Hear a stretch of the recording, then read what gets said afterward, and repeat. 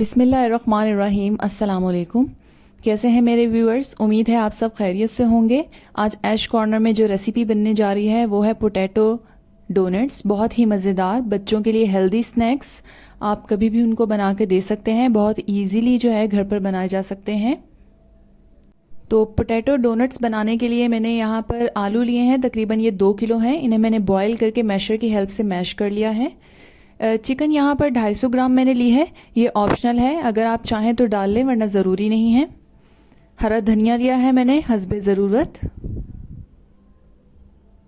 कुटी लाल मिर्च ली है 1 टीस्पून। आप इसे स्किप भी कर सकते हैं अगर आप नहीं डालना चाहते। रोस्ट किया हुआ ज़ीरा और साबुत धनिया मैंने लिया है 1 टीस्पून। काली मिर्चों का पाउडर लिया है 1 टेबलस्पून।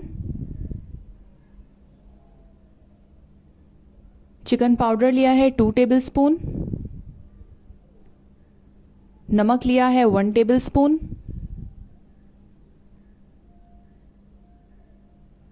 मैदा लिया है 2 टेबलस्पून। अब हम सारी चीज़ों की मिक्सिंग कर लेंगे। जितनी देर में हम सारी चीज़ों की मिक्सिंग कर रहे हैं, वो व्यूवर्स जो मेरे चैनल पर नए हैं वो मेरे चैनल को सब्सक्राइब कर दें ऐश कॉर्नर को, और बेल आइकन को प्रेस कर दें ताकि हर नई वीडियो का नोटिफिकेशन आप तक लाजमी पहुंचे। इस तरह के हेल्दी स्नैक्स जो हैं वो शाम के टाइम में चाय के साथ अपने बच्चों को दे सकते हैं। लंच बॉक्स में बनाकर भी दे सकते हैं। बहुत ही क्रिस्पी और मज़ेदार डोनट्स तैयार होते हैं। पोटैटो तो वैसे ही बच्चों के लिए बहुत हेल्दी होता है। वो लोग जो बच्चे कमज़ोर हैं वो अगर पोटैटो का इस्तेमाल करें इस तरह से नगेट्स की फॉर्म में या डोनट्स की फॉर्म में, तो वो बच्चे हेल्दी हो सकते हैं। बड़े भी इसे शाम की चाय के साथ एंजॉय कर सकते हैं। आप इसे बनाकर एयर टाइट बॉक्स में फ्रीज़ कर लें और जब चाहे निकाल के केचप के साथ या किसी चटनी के साथ आप इसको सर्व कर सकते हैं। तो यहाँ पर मैंने सारी चीज़ें जो हैं वो एक बॉल में डाल ली हैं। अब इन सबको अच्छे से मैं मिक्स कर लूँगी और फिर अपने डोनट्स तैयार कर लेंगे। डोनट्स बच्चों के वैसे ही फेवरेट होते हैं, तो आप अगर इस फॉर्म में बच्चों को बनाकर देंगे तो वो इसे खाना भी पसंद करेंगे।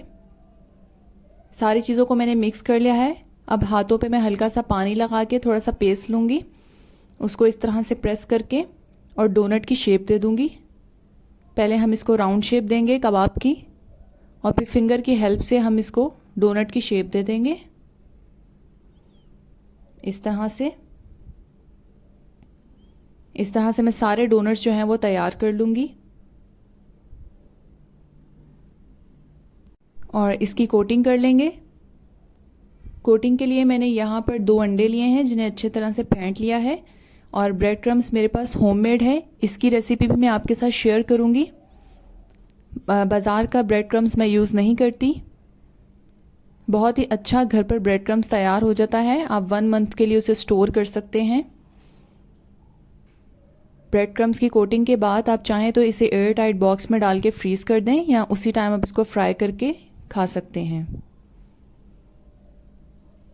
हमारा डोनट जो है वो तैयार हो चुका है। अब हम इसको फ्राई कर लेंगे।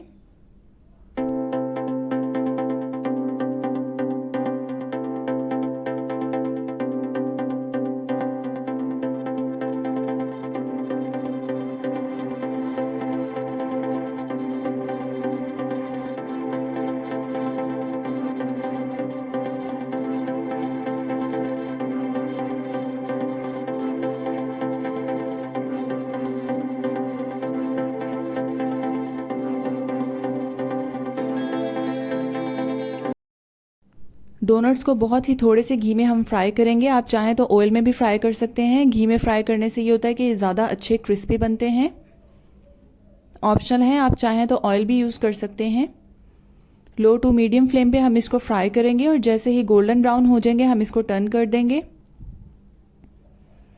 तो हमारे क्रिस्पी से डोनट्स जो हैं वो तैयार हो चुके हैं। बहुत ही अच्छी खुशबू आ रही है, बहुत अच्छे लग रहे हैं, बहुत ही क्रिस्पी बने हैं। आप इसे केचप के साथ सर्व कर सकते हैं।